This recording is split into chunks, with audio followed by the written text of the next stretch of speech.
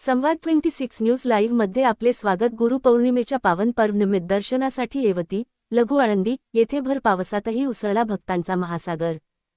गुरुपौर्णिमेच्या पावन पर्वानिमित्त श्री परमपूज्य सद्गुरू नराशाम महाराज मठ संस्थान, येवती, लघु आळंदी, तालुका मुखेड येथे बुधवारी दिवसभर अत्यंत भक्तिमय, मंगलमय आणि उत्साहपूर्ण वातावरण पाहायला मिळाले।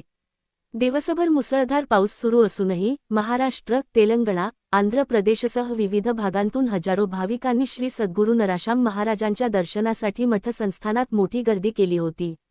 अढळ श्रद्धा आणि उत्स्फूर्त प्रतिसाद। पावसाची कोणतीही पर्वा न करता भाविकांनी श्री सद्गुरू नराशाम महाराजांच्या पवित्र समाधीचे दर्शन घेऊन सद्गुरूंचा कृपाशीर्वाद प्राप्त केला। भक्तांच्या या अढळ श्रद्धेने आणि गुरुभक्तीने संपूर्ण परिसर भक्तिरसाने ओतप्रोत भरून गेला होता। प्रत्येक भक्ताच्या चेहऱ्यावर सद्गुरूंच्या दर्शनाचा आनंद आणि अंतःकरणात भक्तिभावाची अनुभूती स्पष्टपणे दिसून येत होती। दिवसभर नामस्मरण, प्रार्थना आणि विविध धार्मिक कार्यक्रमांनी हा पवित्र उत्सव अत्यंत श्रद्धा व समर्पणाच्या भावनेने पार पडला। महाप्रसादाचा हजारो भाविकांकडून लाभ। या शुभ प्रसंगी मठ संस्थानाच्या वतीने आलेल्या सर्व भाविकांसाठी महाप्रसादाची उत्तम व्यवस्था करण्यात आली होती।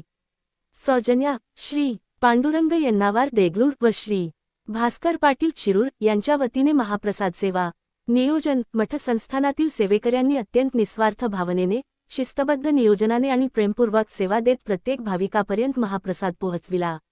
आध्यात्मिक उन्नतीची प्रार्थना। सद्गुरूंची कृपा, त्यांचे मार्गदर्शन आणि आशीर्वाद हेच प्रत्येक भक्ताच्या जीवनातील खरे सामर्थ्य आहे।